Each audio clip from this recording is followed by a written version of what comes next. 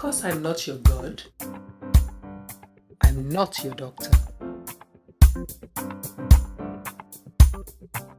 I'm nobody's auntie. Just ask. Right, ask for me. It's a new week, and it's one of those weeks when I get really excited because I'm not doing this alone, because I've got guests in the house. I behave, I know, like a really old woman, you know, when you get a visit from one of the grandchildren or something like that, you know, that sort of thing. I'm an old soul, I know that. And the guest in the house today, it looks all, you know, proper, but I warn you about him, he's not as proper as he appears. The people on Twitter would know him as Alhaji Putin Hunter, the hunter of all patronage, monopolist, seeking, renting, whatever that means. Anyway, my guest this day is Feyi Fawehinmi. You may know him as Double F. Hi, Feyi. Hi, FUNMI. Thank you for having me. It's a pleasure. Oh, good. I've got my hands on you. Where should I start from? I'm not quite sure where I'll start from, but this is the way it works. I ask you, or actually, you help me answer one question that's been sent to me. Okay. And then I tell you the question that they've told me to ask you. All right. Okay. And then I talk to you about you and for you, Nigeria. Okay. And at the end of it, you ask me whatever question you want. So ask me, why are you doing with that last bit? All right? I'm thinking how far I can take it. How far you can push it. Try your luck. Okay. Push. Okay. And then usually when I start, I get people drunk. But then they said all you drink is water. Apparently, yeah. Unfortunately, I've never been able to be good at alcohol. It's not for lack of trying, but I just don't know how to. You can't stomach alcohol. I really. can't. Just the smell alone can. You don't want me to sleep off here. Oh. Yeah, it's that bad. Yeah, it's I'm terrible. Yeah, oh yeah, okay, all right. Anyway, let me start with the question. Okay. So I don't get carried away. It's a good question, I think. So this question came from somebody called Potential Seed. Why do people give themselves these names on Twitter?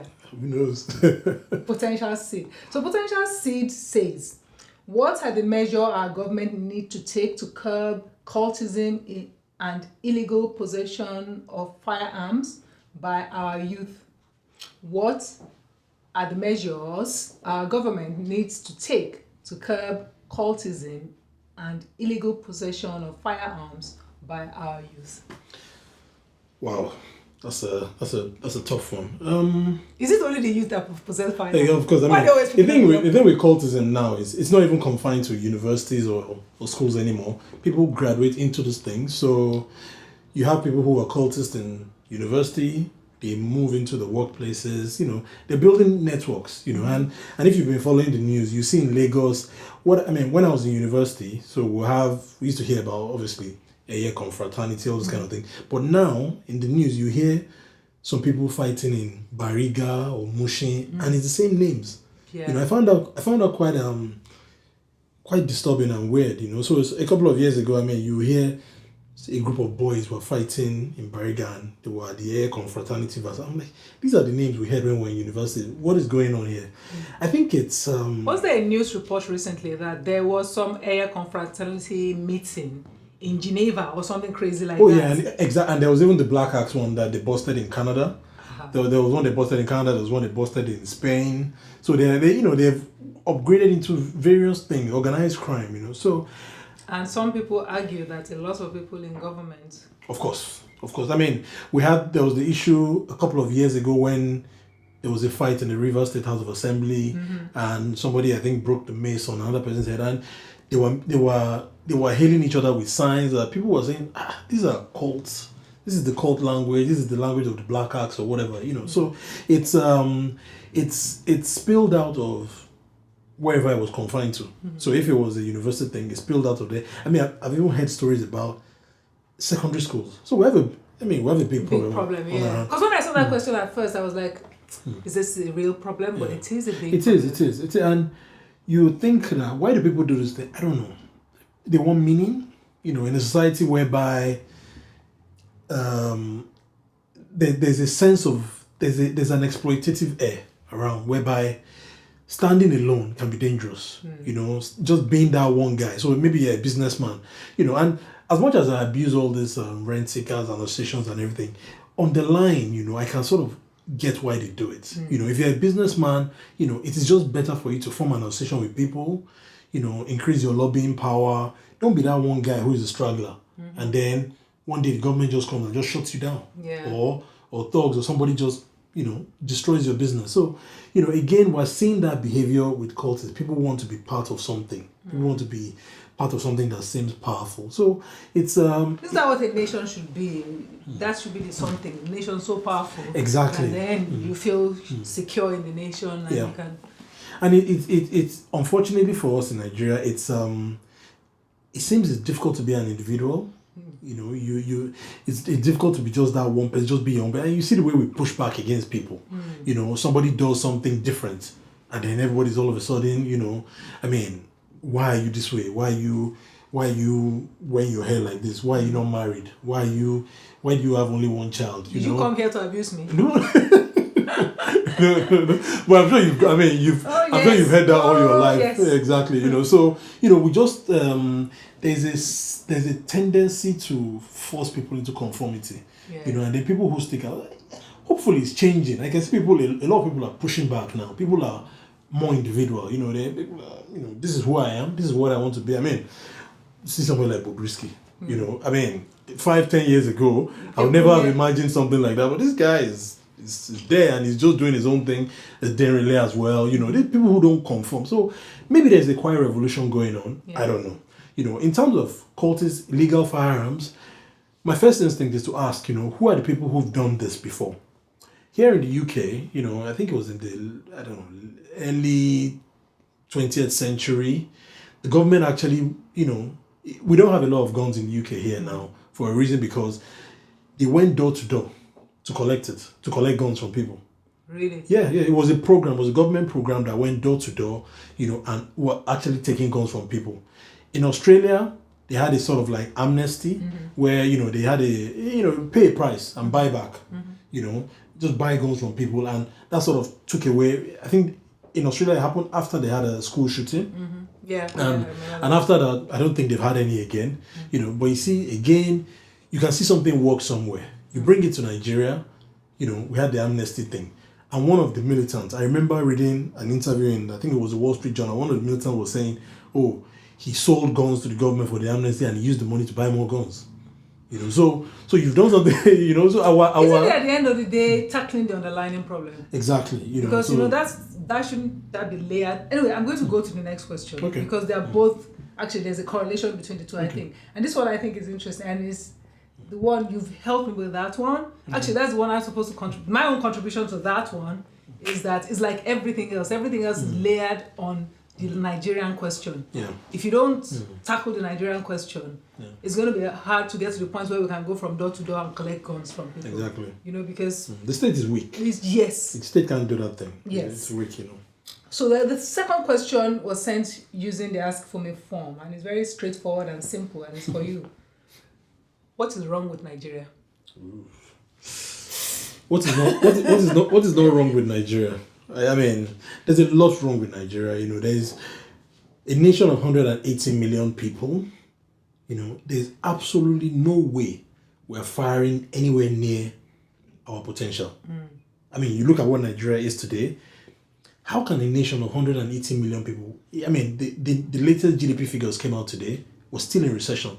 This is the fifth quarter. How can it be that a nation of energetic 180 million people cannot even grow by 1%? It's crazy, and it takes a lot to achieve that level of, so, what is wrong with Nigeria? Probably starting from the beginning, the hand of history is strong on Nigeria. There are things that... Is that what you mean by home trouble? Yes, home trouble. we're dealing with home trouble, Yeah. We don't even know what's really wrong with us, but... Because it's interesting, people say all the time that Nigerians are incredibly vibrant people. You meet the average Nigerian and they're vibrant, they're also ridiculously conservative, as you said earlier, we just want to, do the same thing. Yeah. How can we not translate that individual vibrancy into possible brilliance into collective?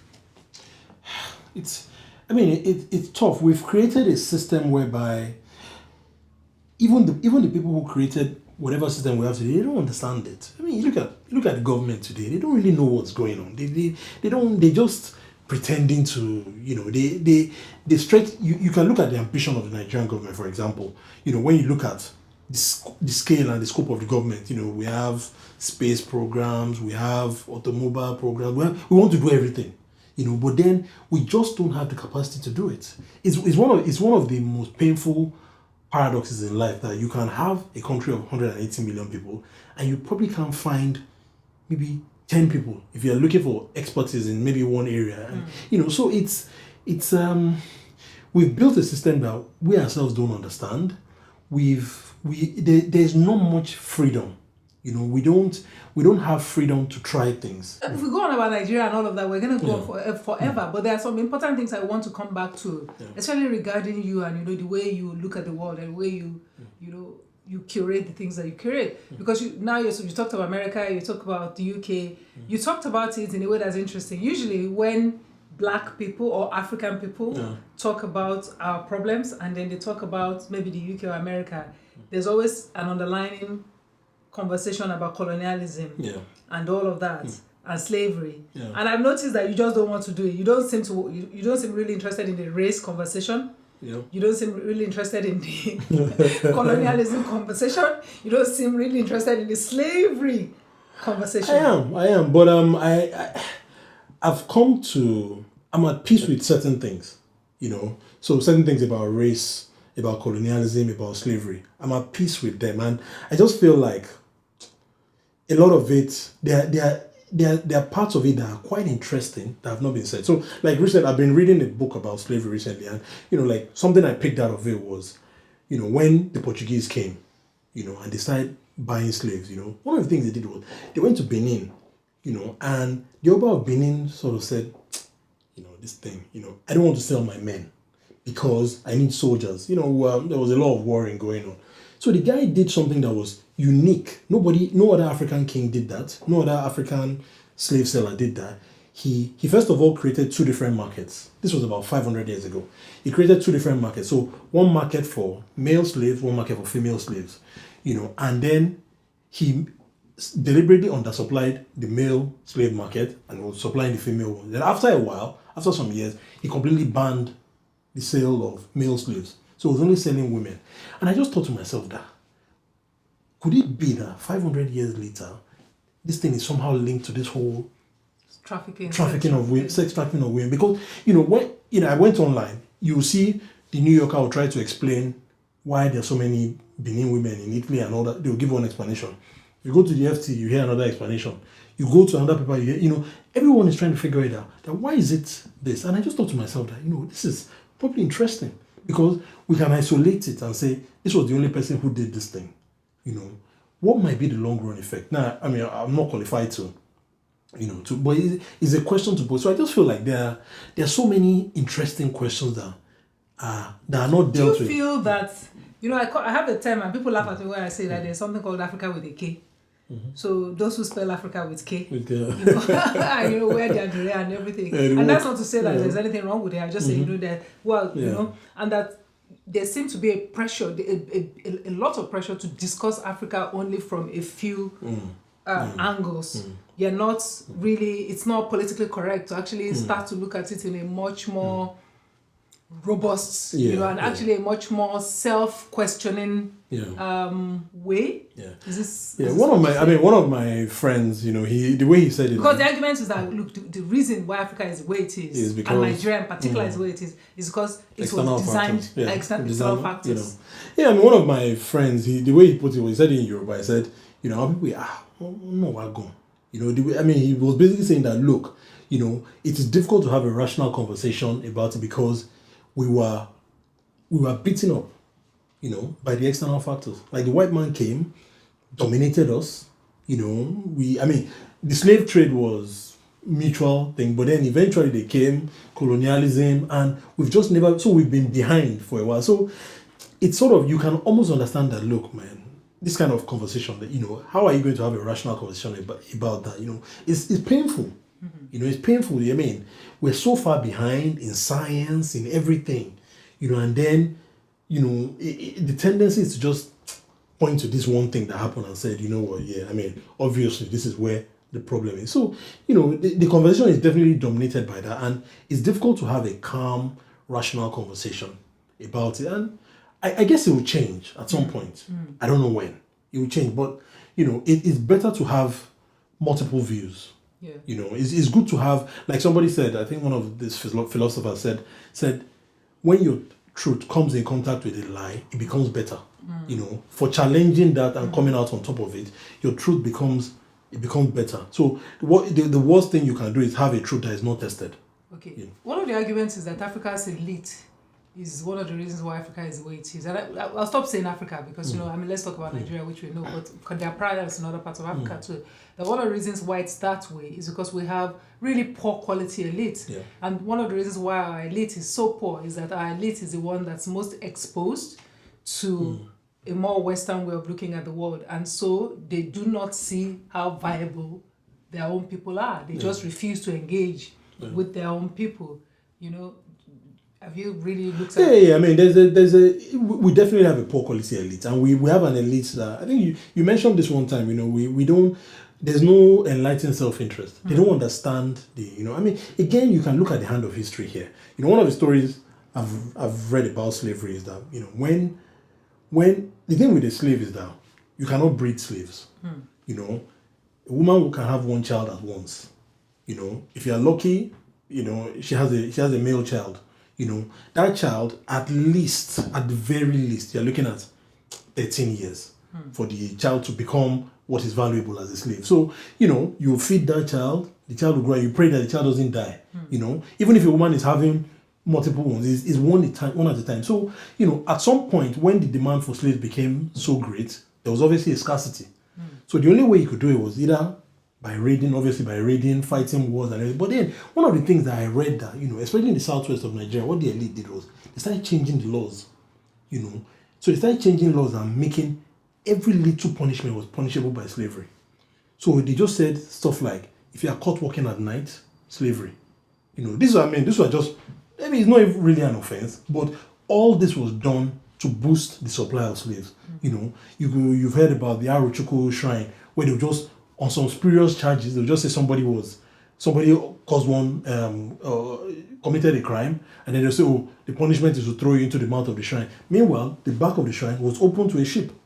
So as they were throwing them inside, they were just getting them on the boat. So the elite did all this, and that exploitative culture, even the Portuguese, who were the first slaves, they came and they would buy the slaves from the market, and even the Portuguese complained at one point that a lot of these people are not just people that we caught during a war. That there was a lot of trickery, and I mean, there are some statistics that have showed that at around 25 to 30% of all the slaves that are taken were taken by trickery. Some of them by their own family members.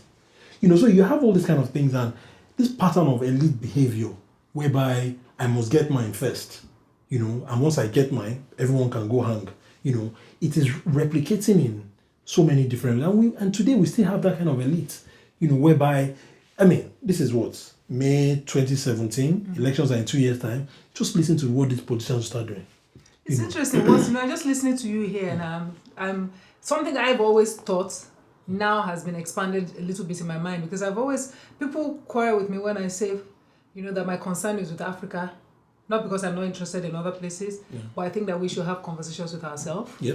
Because I think that a lot of particularly elite young people are concerned about how other people see us first. Yep. They're always going on about, we're not well represented, we're not this, and I'm like, I'm really interested in what we do to ourselves and how we see ourselves and what we change with ourselves before we can then expand it. And just listening to you, I've never really thought about it that way in terms of, even just the brutality of it replicates. And where that may have come from, and not just, and the dimensions of it. It's been echoing through the generations, and to be honest, because we don't really sit down and study this stuff, we don't even know the ways in which it is manifesting. So I mean, just look at the behavior of the elite in Nigeria today. Just look at the way they behave. What I don't like about you, and this is what I've heard about you on Twitter all the time. So is it only you that can read book? You now be doing like, oh, like you know more than other people. What's all this? So they should just. I try to share everything. So every Why year. do you think there's a problem with that idea of people knowing stuff? I get it all the time too. Oh, you think you can see people setting traps so that you make mistakes. Well, do you get it too? That people just actually worry. And I've heard it said about you all the time. Oh, he lives in London. Now what does he know? Yeah. Let him come here and come and tell us. I tell people that, look, I know, right? The fact that I live in London, I'm leveraging my living in London. I know. I tell people that, look, if I was in Nigeria today, I cannot do all these writing. Sometimes I can open my laptop and just bang out 2,000 words or something. I read. I spend all my time reading. On the train, I put away my phone, I read. Every time I get, before I go to bed at night, I try and read a few pages. These things are tough to do in Nigeria. I get it. If I was in Nigeria, I'll probably be fighting with my generator or trying to figure out, or it's just tough. You look like you might be a pastor in Nigeria. You might make a good pastor. maybe it's a good job. It pays well, so I mean, I don't mind. I don't mind. So it's I tell people that, look, I know I live in London, but what I'm trying to do is take advantage of the fact that I live here. If I can share what I know, it is easier for me. My internet is faster. I have a more structured life. I can read more. I have like 24/7. I don't have those problems. So I'm using that as an advantage and to share what I know. Do you think that's something to learn? Because I see a lot of seeming resentment between Nigeria on ground and Nigeria diaspora. It's very annoying, and it's a big shame. It's a big shame because we don't. It does not need to be. Why would there's so many different things that people. I always tell people that, look, all the doctors, Nigerian doctors in the UK and America, for example, using them, I was like, the day Nigeria is ready and becomes a serious country and wants to have a better healthcare system, from the UK alone, 2,000 doctors, and these are not just ordinary quack doctors. These are doctors who have learned, who have operated at the highest level, who have learned from the best society. These people are there, So I always say, look, I know they are all escaping, they are all going away, they are earning money. It's annoying, but I was like, look on the other side of it. It's like, why use the word escape? I hear people say it all that you escape. They've accused me of the same thing, not knowing my circumstance. Yeah. Not knowing whether I live half here or half there. They don't know my circumstance, and I don't intend to tell anybody my circumstance. Yet. But then I hear it all the time, like, oh, you have escaped. And I'm thinking, actually, if a person had decided, aside from a person who maybe circumstance had made them for some reason need to live abroad, if they decided that that's what I want to do, why do we consider it an escape? Isn't it also, I see there are expatriates in Nigeria, there are people from all over the world, all over the place. Why do we feel so much resentment towards our people who want to go to other places, to explore other opportunities? I think it comes back to that what we were talking about earlier. It's sort of like a closed society, where, again, conformity. We can probably link it back to the whole conformity. All of us are here. Why are you going away? Somebody said all of us are in trouble. So exactly. So why do you exactly? And people joke about these things, like when somebody tries to commit suicide or something. It's gallows humor and says, no, you can't go now. We're all here together. We're all in this recession together. So it's sort of is a play on the whole issue of conformity as well. Like why are you abroad? Well, at least the good thing is that why are you abroad? Why am I here? Well, I'm lucky. I'm lucky to be here. When I finished university in Nigeria, my whole family was already here. So as soon as I finished university, I just came over. So I've been fortunate. This country, I always tell people, this country has been absolutely good to me. I've learned things. I've improved so much just being here. Being able to have access to so much knowledge and different people. So I'm lucky to be here. It's I don't regret it, and whatever I can gain or leverage from here to improve Nigeria, even if it's just a tiny, teeny, weeny bit, then I'll do it. Are you related to Feyi Fawehinmi? Yes, it was my uncle. Yes, because people say that, okay, maybe it's the Fawehinmi, maybe you sat at his feet. What kind of man was he? He was an amazing man. I think... how I was friendly with him? Yeah. Not friendly in that way. Yeah. It was like, yes, because, he would come on the show. And we would talk after the show. Yeah. And he had incredible sense of humor. That's what I liked about him. He used to make fun of the most ridiculous things to me. Yeah. And just encourage me, one more day, that sort of thing. So I remember that about him, but I don't know what it was like. he was consistent. So, he was stubborn, but maybe in a different way. So my dad was older than him, and I remember so many times maybe he would do something, and the family would try and talk to him, and he'd be like, "Yes, sir. I've heard, sir. I've heard, sir. Yes, sir." And he'll just still do what he wants to do. But if you push him too hard, he'll push back and tell you that, this is what he was going to do. So he wasn't that type of Nigerian who you could just change his mind by some kind of pressure. Worst case, you just tell you that his head, but you still go ahead and do what he wanted to do. But there was also something else about him that maybe wasn't so known. He was incredibly generous. Incredibly generous. When he started giving people money and everything, he sort of made it into an institution. Would you consider going into politics in Nigeria? Have you been approached? How do you get on with politicians and big men in Nigeria? Well, I mean, I know a few, but to be honest, the politics thing is sort of I don't like the way Nigerian politics is currently, the way it works now. There's a ruthless conformity in it, So, if you go into the system today, the primary system, the price of coming out successfully at the other end is for you to be more and more like the people. So it's like a line assembly thing, Which is why when I wrote that article, I was like, look, if you put Macron in the system today, he's going to come out as Dimeji Bankole. Yes, yes, I read so that. No matter how good you are, So we have the system whereby, the things it requires of you are just. Nobody ever won an election because he had the best ideas. We're not at that stage yet, So I would like to see if I could contribute towards, a kind of new type of politics whereby we lower the status of thuggery, money, and elevate the status of ideas. Being able to communicate with people, being able to talk to people. That people will say, "Oh, this guy won because." Even if he was lying to me, the way he lied to me, it was okay. But when you go to a Nigerian campaign rally, they're just singing songs, talking absolute rubbish half of the time. There's no. To be honest, I supported Buhari. I even donated to his campaign. But at the end of the day, when you go back and look at all the campaign thing, it was just nonsense. There was nothing. But I did tell you people to ask questions. Yes, we got carried away. Everybody ignored me. It was interesting when I get attacked on Twitter as a Buhari. Yeah, I remember you got attacked. And I was saying, I was saying they were calling me fences. I was saying I'm not offenses. I'm asking you to ask. I hold my hands up. We got carried away, but and I just thought. I thought we bought. I tell people that I thought that we had purchased insurance with Buhari because we know what Buhari is like. But then the people around him. So you're looking at these things and saying, okay, you have Buhari, but then you have Fashola, you have Fawehinmi, you have El Rufai, you have all these people around that. It's sort of like insurance that these people are supposed to curb the man's worst excesses, and then get into government, and then we have this foreign exchange thing. It's unbelievable.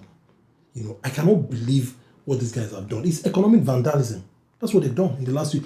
And for intelligent people not to get a basic point that nobody rewards politicians for keeping exchange rates stable. What I want to understand is, what do you think happened there? Because I refuse to believe.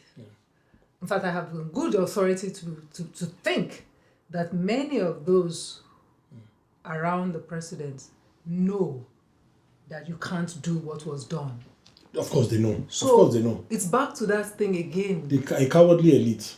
Yeah. None of them broke ranks. None of them are broken ranks. Who has broken ranks in the government and come out and said, this is not right? You look at people who escaped poverty under Jonathan have been dragged back into it under Buhari. We cannot escape this. It is the reality, it's the truth of what has happened in the last 2 years. It's been, and for what? Why? Because it's how do you call it? Policy-based evidence. So you have the policy first. This is what I want to do. Then you now go and look for the evidence. So they came into office and said, Buhari came into office and said, I think an exchange rate, a fixed exchange rate that is low, regardless of whatever is happening elsewhere, is what I want. And then I trust Nigerian elites. They will tell you what you want to hear. So people. Why do you think that is so? Why are we not able to break ranks? Why do you have, and I worry, I've also been this is why I'm not in. People ask me, they say, "Oh, you should be in government, you should do this," and I'm like, I just don't want to see. I never want to leave. I don't want to encounter my dark side. That's as simple as that. I don't want, because I've seen the best people. I mean, people are arrogant. They think, oh, if I get there, I'll be different. No, you will not be. Yeah. You will not be. The system is just going to grind you in that way. And I just don't want to see that other side of me. I pray not to. But then I wonder if you have, because I agree with you with this particular government, I thought there was going to be a coalition a bit of the progressives. Yeah. You know, and I think the progressives are enough, they can back, you know, into a corner those who may not share this and curb some of those excesses. Yeah. That hasn't happened. It didn't happen in Obasanjo's time. It didn't happen in Jonathan's time. Jonathan's time actually had some of the highest number of former activists, those who fought the military, those who had always advocated for a restructuring. And he even had a coordinating minister of the economy. Yes. You know, so the idea was right that, you know, this woman, you run the show. Yes. You know, and you cannot say that Ngozi Okonjo-Iweala didn't have her way. So you know, that's what I'm wondering. So what is it? Why is it that the people who then, because we hear it every time, they said they held Yar'Adua hostage. They held Jonathan hostage. The people around Baba, I'm old enough to know those stories clearly and to be friendly with some of them. You know, so it seems like the person who goes into presidency in Nigeria is all powerful but also a prisoner. Yeah, it is. You know, and I've talked about it before, that the prisoner thing is not just a concept; it is physical. I've asked people who have been to Aso Rock, several different people, that is there a window in Aso Rock where you can look outside? I mean, I've been to the White House. I've stood outside. If Obama or Trump comes to the balcony, he can look around and see people. There's a street right behind the White House. He can see people mail there. He can wave to them. The physical nature of Aso Rock is inside a rock first, and then the president cannot go to a window.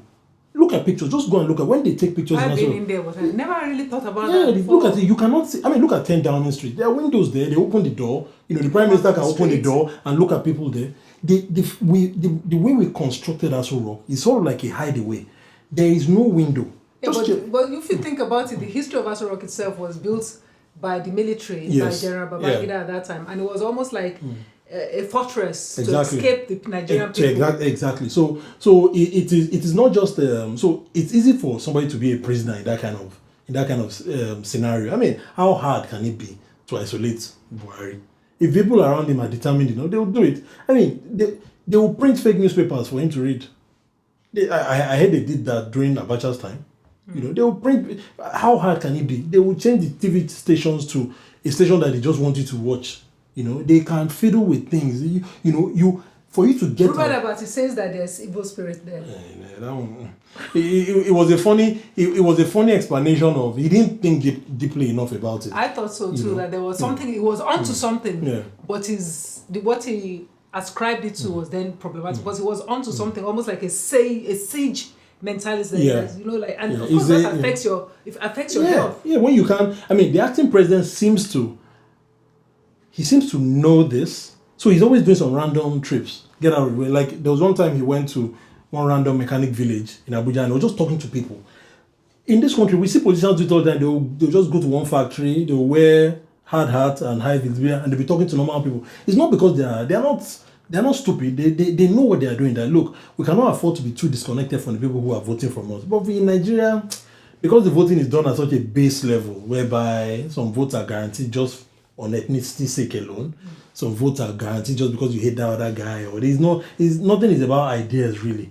You know, so you can get away with that. Well, you can see Osinbajo, he does it sometimes. He just randomly pop up somewhere. I mean, I know people who have been eating in a random restaurant in Abuja, and he just walked in, you know, talking to them. That sort of thing is necessary.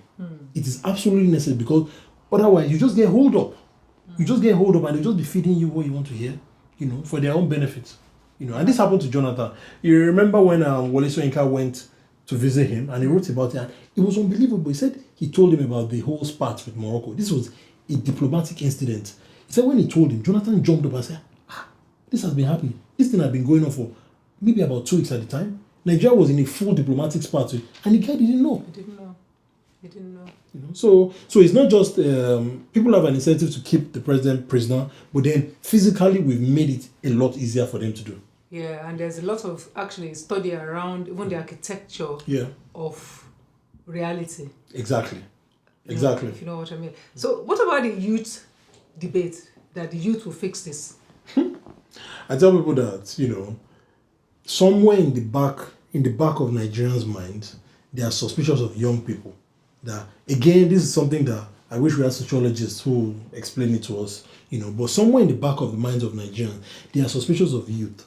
And I feel like it has something to do with the fact that when you look at Murtala, Obasanjo, Gowon, all these guys became head of state before they were 40, and they were brash, youthful, and who is looking back at that time and thinking, oh, this was a glorious time for Nigeria? They were all young people who were hot-headed, one coup after the other. There was no big substantive idea that you can say came out of that period. Obasanjo as a young man, in the 70s, he created NNPC, nationalized thing. At that time, Deng Xiaoping in China was 80 years old and he was liberalizing, moving the other direction. So I feel like it has lodged somewhere in the back of Nigerians' minds unconsciously that young people, we've tried them before. This is how we ended. So when young people are complaining now, I'm like, look, you need to do the work. You need to sharpen your ideas, sharpen your point of view, study, know what you want to do, so that somebody does not box you in a youth category, because these politicians, they know when they see a young person, there's a way they fixed you already, and they are going to shunt you in that position and say, okay, so you want special advisor, special assistant or something, and they just put you, but they will keep you at a level that is very, very controlled. You will not stray too far from reservation. So I mean, does Nigeria hate women? I mean, it will be hard to argue that it doesn't, or maybe it doesn't hate women. I mean, Nigerian men love women. They love women in that sense. But in terms of the way the country treats women, it's brutal. It's harsh. We're harsh to, and we don't know that. Again, this is another thing why a country like that can never reach its potential, because look at America. Like so people say that the invention of the washing machine was an amazing thing. Before this thing, women would sit down at home all day, maybe with a book. They would wash the clothes, go and dry it outside and wait for it to dry. And then the washing machine came, and all of a sudden, women had more time on their hands to do all sorts of things. And next thing, they wanted to start going to work. And you can see when the cohort of women were freed from all that domestic labor and coming into, look at the growth in the American economy. They added value.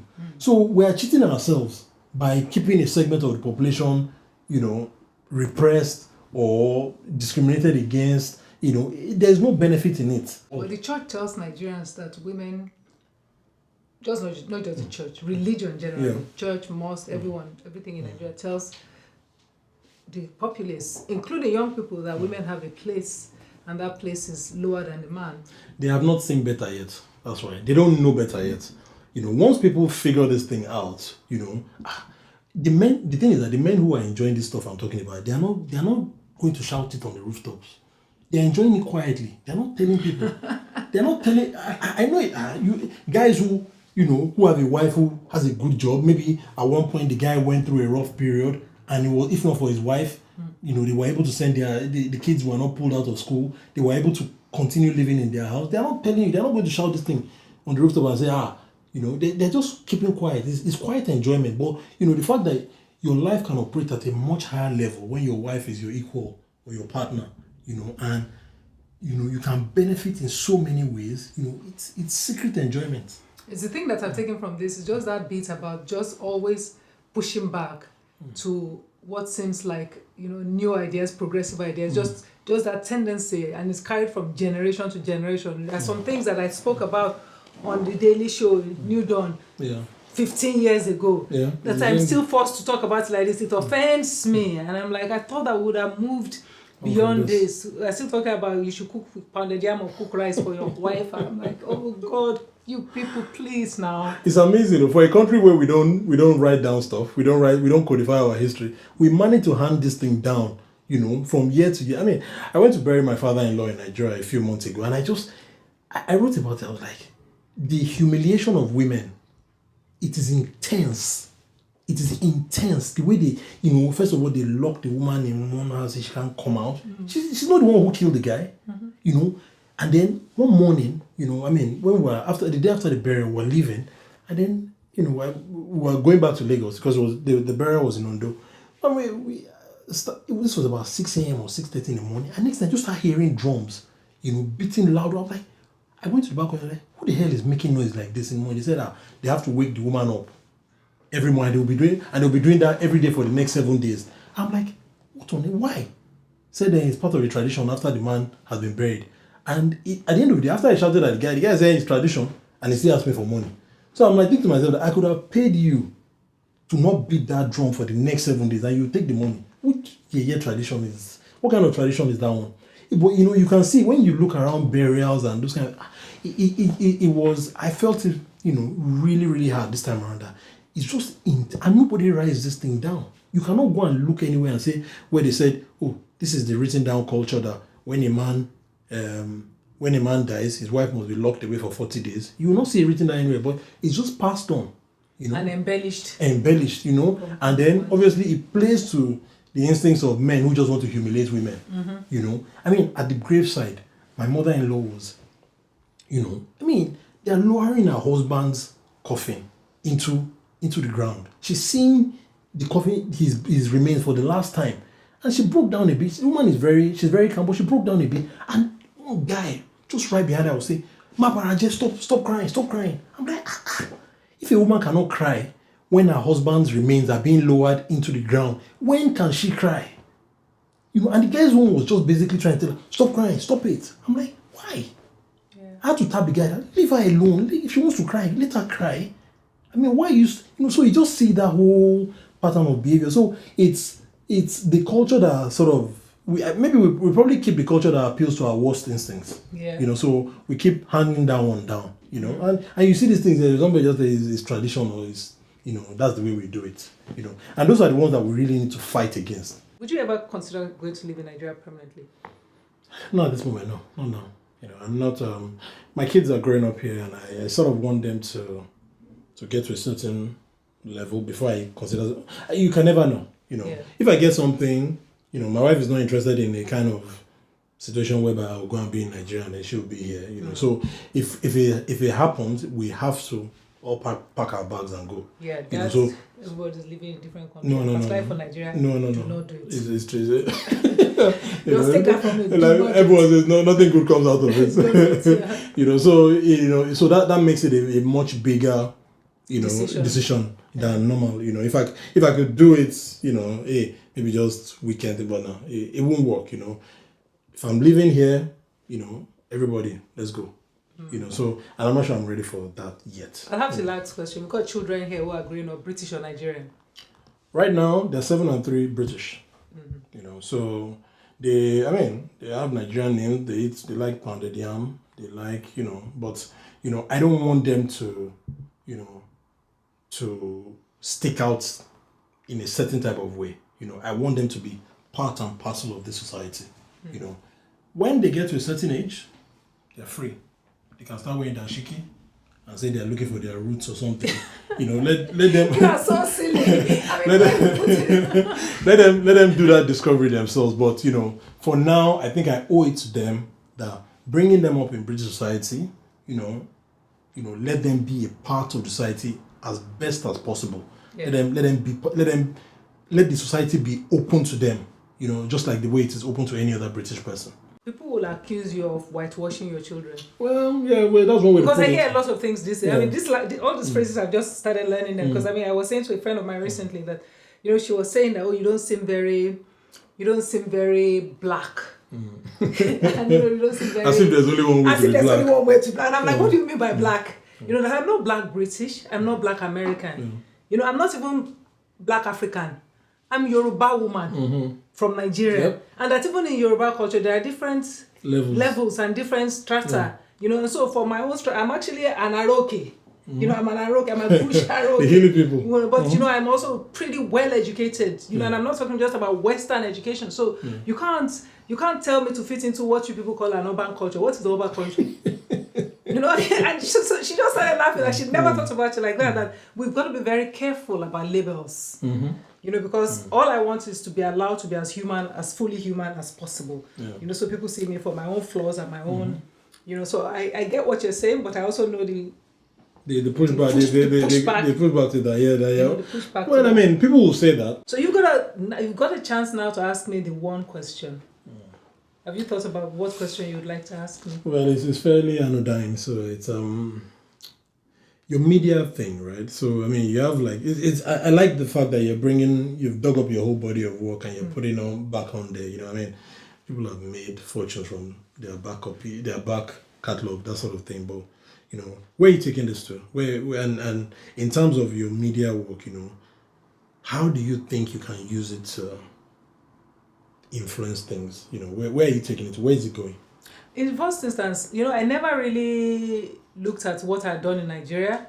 I just busily just do my own work. So I'll start by saying already I have influenced things a lot in Nigeria. Okay. Perhaps the whole generation, a certain generation of young people in media today, were my protege, you know, directly or indirectly. A lot of people benefited from what I did. I remember you know, what I did in New Dawn. You know, and you know, people would even work with me directly. And I myself was young, you know, doing all of these things. You know, so I did as much as I could do within the context of the environment. For me personally, I feel like in terms of influencing, you know, I like where I am.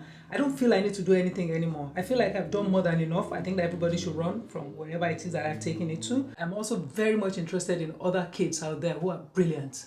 You know, to find people who are really brilliant ideas, brilliant content, to be able to put that together and make it available to Nigeria. If I could give that to Nigerians, I'd be really happy.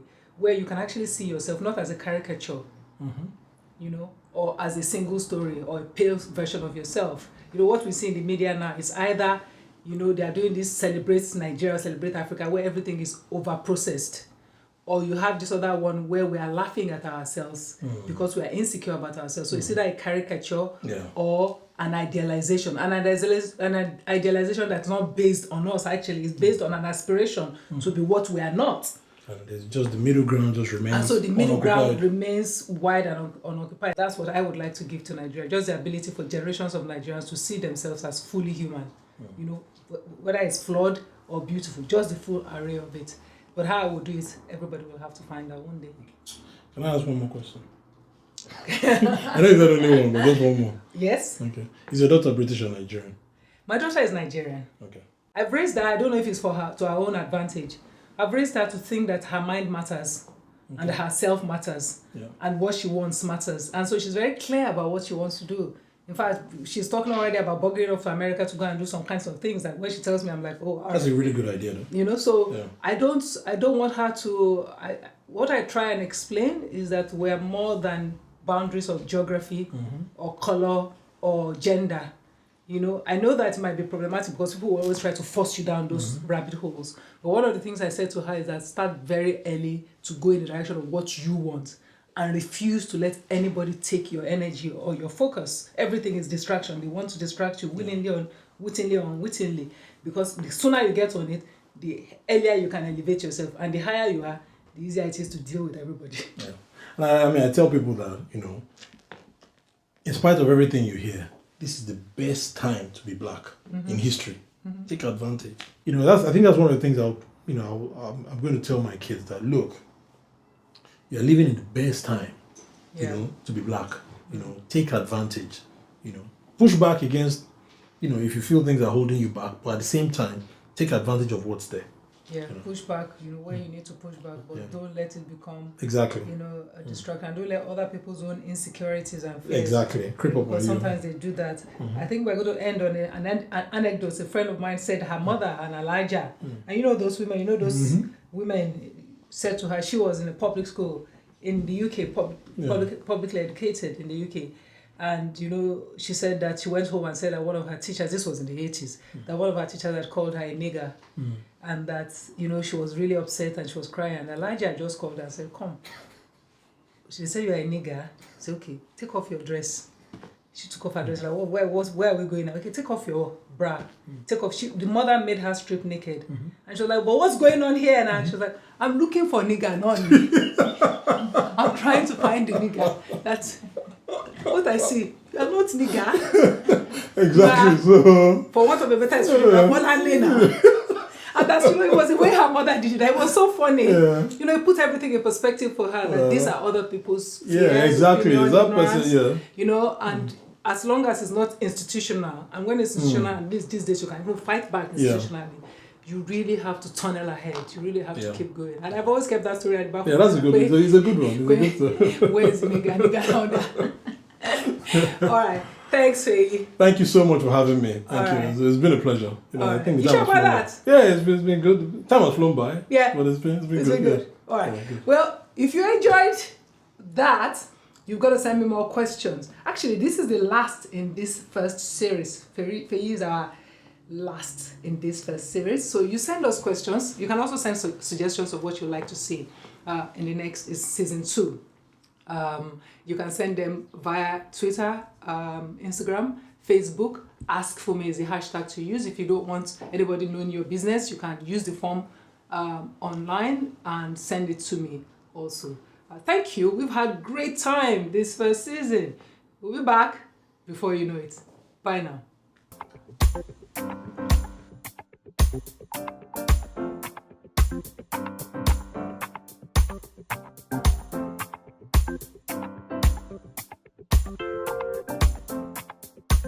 So